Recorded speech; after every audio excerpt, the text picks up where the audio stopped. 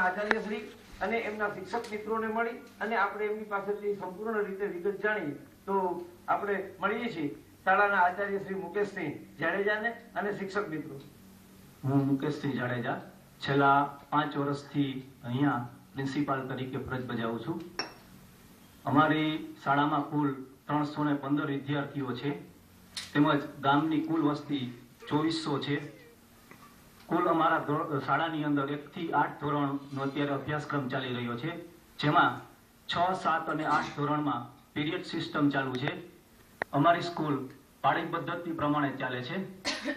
ત્યારબાદ અમારી શાળામાં જે કંઈ જુદી જુદી પ્રવૃત્તિઓ થાય છે તેના વિશે અમારા શાળાના શિક્ષક મહેશભાઈ જાની વિસ્તૃત ચર્ચા કરશે.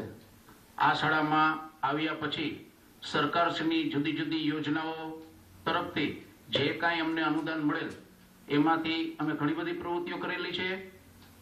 આ ગામમાં ઘણા બધા દાતાઓ તરફથી અમને જુદી જુદી વસ્તુ મળેલ છે, પરંતુ એમના પ્રેરણા સ્ત્રોત શ્રી અમારી શાળાના ભાનુભાઈ જોશી કરીને છે, જેમને અથાગ મહેનત કરીને શાળાને દાતા તરફથી 2 કોમ્પ્યુટર અપાવેલા છે, જે આ ગામના જ મહાજન પરિવાર તરફથી અમને મળેલા છે. તેમજ શાળાનો સુંદર મજાનો બગીચો કે ગાર્ડન એ પણ ભાનુભાઈની દેન છે. ભાનુભાઈ જોશીએ આ શાળામાં ખારા પાણીમાં મીઠું સરોવર બનાવ્યું હોય એવું સરસ મજાનું કામ કરેલું છે. અમારી જુદી જુદી પ્રવૃત્તિઓ છે. અમે અહીંયાથી તાલુકા લેવલે, જિલ્લા લેવલે રમતોત્સવમાં ભાગ લઈએ છીએ. તેમજ જિલ્લા કક્ષાએ અમારી શાળાના જે વિદ્યાર્થીઓ આવે છે એમને ગામના સરપંચશ્રી તેમજ પંચાયત તરફથી ખૂબ જ પ્રોત્સાહિત કરવામાં આવે છે. આ શાળામાં કુલ 8 ધોરણ છે. શાળાના શિક્ષકો સરસ મજાનું કામ કરી રહ્યા છે, જેનો આ 2 મૂળ નમૂનો છે.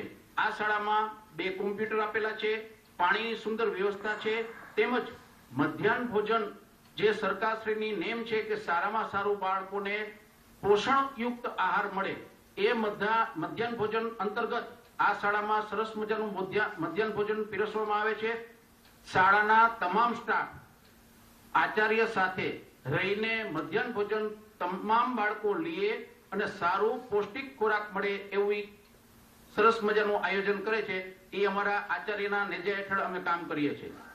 શાળામાં સર્વ શિક્ષા અભિયાન હેઠળ ખૂબ સારી પ્રવૃત્તિ કરવામાં આવે છે. કન્યા કેળવણીને ખૂબ મહત્વ આપવામાં આવે છે. અમારા જે વિદ્યાર્થીઓ છે એના 50% વિદ્યાર્થીનીઓ અમારી શાળામાં એટલે કે ગામમાંથી કોઈ વિદ્યાર્થીની બાકી રહેતી નથી.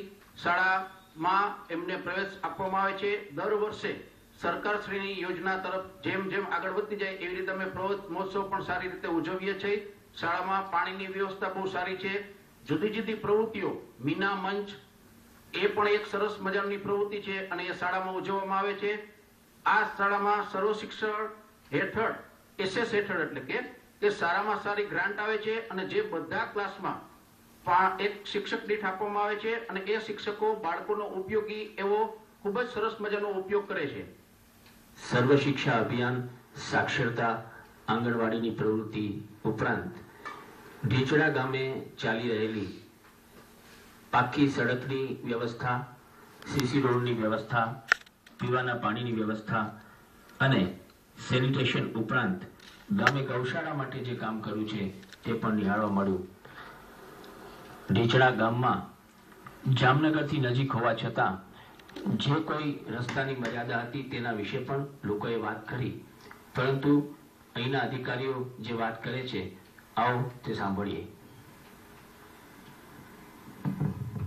આ અભિયાન દરમિયાન આપણી પ્રાથમિક શાળામાં જે મધ્યાહન ભોજનની પ્રવૃત્તિ ચાલે છે સરકારશ્રી તરફથી, તો એ સુંદર રીતે અહીંયા ચાલે છે અને પોષણયુક્ત ખોરાક આપવામાં આવે છે. અને આ પ્રવૃત્તિમાં શિક્ષકો, વિદ્યાર્થીઓ અને ગામના આગેવાનો પણ જોડાય છે અને વ્યવસ્થિત રીતે બાળકોને પોષણયુક્ત મધ્યાહન ભોજન પીરસવામાં આવે છે. એ પણ આપણે જાતે નિહાળ્યું અને ખરેખર બહુ ખુશી થઈ.